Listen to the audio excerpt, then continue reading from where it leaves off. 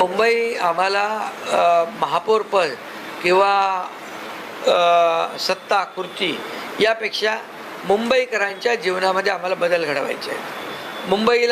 मुंबईला साजेशी मुंबई दिसली पाहिजे आणि ज्या पद्धतीने मी नेहमी सांगायचो मुंबईकर मुंबईच्या बाहेर फेकला गेला तो पुन्हा मुंबईत आला पाहिजे.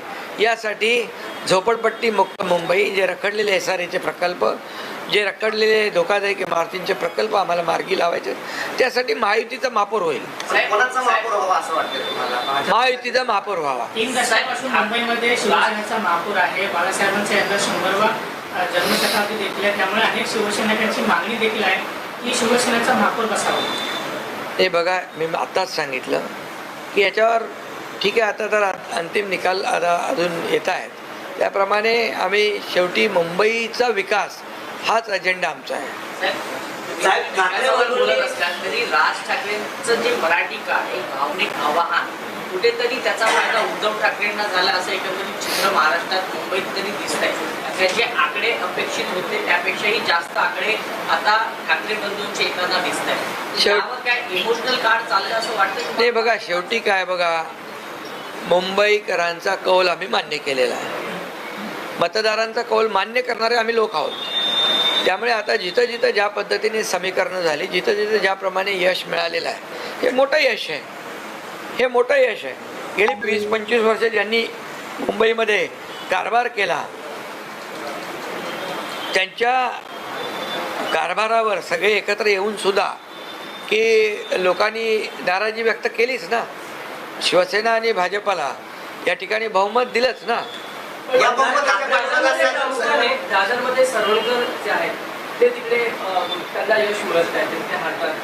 कारण बराच वेळ ते प्रयत्न करत होते, रिकाउंटिंगला गेले. शेवटी काय, जनमताचा कौल जो आहे तो कौल आम्ही मान्य केलेला आहे. तिथे कुठे काही त्रुटी राहिल्या, काय झाल्या, त्या ठीक आहे, बघता येईल त्या. परंतु जनतेने दिलेला कौल आम्ही मान्य केलेला आहे. मुंबईकरांनी दिलेला कौल मान्य केला आहे. मुंबईकरांनी हे म्हणजे शिवसेना भाजपा युतीला बहुमत दिलं आहे, हे महत्त्वाचं आहे. महिला वोट बँकचा किती रोल आहे याच्यामध्ये? महिला लाडक्या बहिणींचा आहेच ना. त्यामुळे लाडक्या बहिणींचं योगदान आहेच. लाडक्या बहिणी कधी विसरणार नाहीत. मीराबाईला आणि नवी मुंबई अशा 2 ठिकाणी तुम्ही एकमेकांची निराकरण करा. मीराबाईलामध्ये भाजप मोठा मोठा आणि नवी मुंबईमध्ये पण भाजप मोठा. इकडे काय परिस्थिती, काय ठरवलं? अजून काय ठरवलं? अजून तर निकाल येत आहे. निकाल सगळे आल्यानंतर ठरवू ना. एवढे अजून मतमोजणी सुरू आहे, सगळं आहे. युती करा ते अजून तर ते सगळे निकाल तर येऊ द्या. ठाकरे बंधूंनी जर तुम्हाला सोबत घेतलं तर तुम्ही सत्तेत जाणार? नाही, आमचा बघा अजेंडा साफ आहे, स्वच्छ आहे. बाळासाहेबांचे विचार घेऊन आम्ही पुढे चाललो आहे. त्यामुळे शिवसेना भाजपा युती आमची ही आताची नाही आहे आणि त्यामुळे आमची विचारधारा एक आहे आणि विचारधारेबरोबर कधी तडजोड होणार नहीं. तो जिस तरीके के चुनाव की नतीजे हम देख रहे हैं, चुनावी नतीजे देख रहे हैं, मुंबई में आपके गठबंधन को, मराठी गठबंधन को लोगों ने वापस स्वीकारा है. ठाकरे बंधु के जो मराठी कार्ड उन्होंने स्वीकारा नहीं. आप बार बार कहते हैं मराठी होगा और हिंदू भी महापौर होगा. क्या उसको लोगों ने एक्सेप्ट कर लिया? देखिए, मुंबई वासियों को मैं धन्यवाद देना चाहता हूँ.